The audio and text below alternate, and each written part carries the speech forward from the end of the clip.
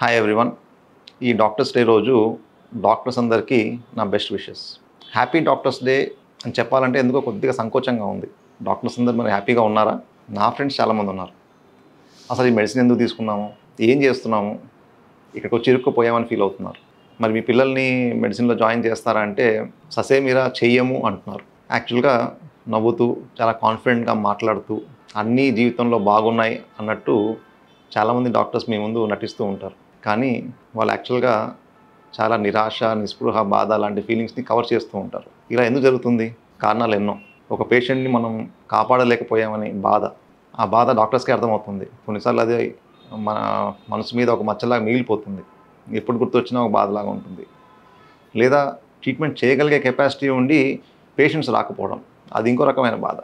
లేదా చేసిన పనికి సరైన పారితోషికం ఇవ్వకపోవడం, అంటే మనీ అర్న్ చేసుకోలేకపోవడం, అది కూడా ఒక రకమైన బాధ. లేదా పేషెంట్కి ఇచ్చే టైం, పేషెంట్కి ఇచ్చే ఆ ఫోకస్, కాన్సన్ట్రేషన్ సొంత ఫ్యామిలీకి ఇవ్వలేకపోవడం, లేదా మనకు మనం టైం ఇవ్వలేకపోవడం. సో ఇవన్నీ కారణాలు అయి ఉండొచ్చు. డాక్టర్ అంటే మీకు తెలుసు కదా, ఆ వర్క్ స్ట్రెస్, ఆ రొటీన్లో టైం లేకపోవడం, సరిగ్గా టైంకి తినకపోవడం, పడుకోకపోవడం, వీటన్నిటి వల్ల ఎలాగూ మనకు డిసీజ్ చాలా కామన్గా వస్తుంటాయి. ఈ మధ్య డిప్రెషన్ అంటే మెంటల్ ఇల్నెస్ కూడా బాగా పెరిగింది డాక్టర్స్లో. మరి అన్నిటికీ మేము కారణమా అని చెప్పి మీరు అడగచ్చు. మీరు కారణం అని చెప్పట్లేదు, పరిస్థితులు అలా అని చెప్తున్నా. మొన్న ఎవరో హెల్మెట్ లేకుండా డ్రైవింగ్ చేస్తూ కింద పడ్డారు, హెడ్ ఇంజరీ. హాస్పిటల్కి తీసుకొచ్చారు, ట్రీట్మెంట్ ట్రై చేశారు, but they could not save him. ప్రాణం కాపాడలేకపోయారు. వెంటనే ఆ డాక్టర్ని బ్లేమ్ చేస్తూ ఆ డాక్టర్ని కొట్టేసి హాస్పిటల్ మొత్తం ధ్వంసం చేసి వెళ్ళిపోయారు. లైఫ్ మొత్తం ఆల్కహాల్ తీసుకుంటూ లివర్ పాడైపోయిన తర్వాత లాస్ట్ స్టేజ్లో వచ్చి కాపాడమన్నారు. కాపాడే ప్రయత్నం చేశారు, కానీ సేవ్ చేయలేకపోయారు. డాక్టర్ది తప్పంటూ మన డాక్టర్ని కొట్టి ఆ హాస్పిటల్ మొత్తాన్ని ధ్వంసం చేసి వెళ్ళిపోయారు. సో మీరు చేస్తే ఎమోషన్, మేమేమన్నా తిరిగి మాట్లాడితే అది ఈగో, బలుపు. మీకేమో సింపతి, మేమేమో మరి కకృతి.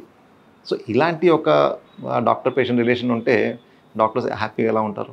మరి మేమేం చేయగలమంటారా? ఏం లేదండి, సింపుల్. ఎవరైనా ట్రీట్మెంట్ బాగా చేసినప్పుడు థ్యాంక్స్ అండి, మీరు చాలా బాగా చూశారు అని ఒక చిన్న అప్రిషియేషన్, లేదా ఒక చిన్న అండర్స్టాండింగ్. ఇప్పుడు అందరినీ డాక్టర్ కాపాడాలన్నా కుదరదు. అట్లా డాక్టరే అందరినీ కాపాడేటట్టు ఉంటే ఈ ప్రపంచంలో ఎవరు చనిపోరు అసలు. సో చిన్న అండర్స్టాండింగ్, మీరు పేషెంట్ని సేవ్ చేయలేకపోయినా ఎఫర్ట్ పెట్టారు, సో థ్యాంక్ యూ అని ఒక చిన్న అండర్స్టాండింగ్. ఇలా ఎవరైనా చెప్పినప్పుడు ఈ డాక్టర్ వృత్తి తీసుకున్నందుకు ఒక సార్థకత అనిపిస్తుంది.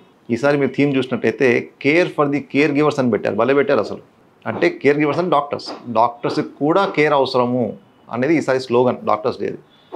అలా డాక్టర్స్కి కూడా కేర్ లభించినప్పుడు హ్యాపీ డాక్టర్స్ డే అని చెప్తాను. అప్పటి వరకు బెస్ట్ విషెస్ మాత్రమే చెప్పగలను. యాక్చువల్గా అయితే బెస్ట్ విషెస్ కూడా కాదు, బెస్ట్ ఆఫ్ లక్ అని చెప్పాలి. ఎందుకంటే ఎవరు అదృష్టం ఎలా ఉందో ఆ రోజు అనేది మనకు తెలియదు.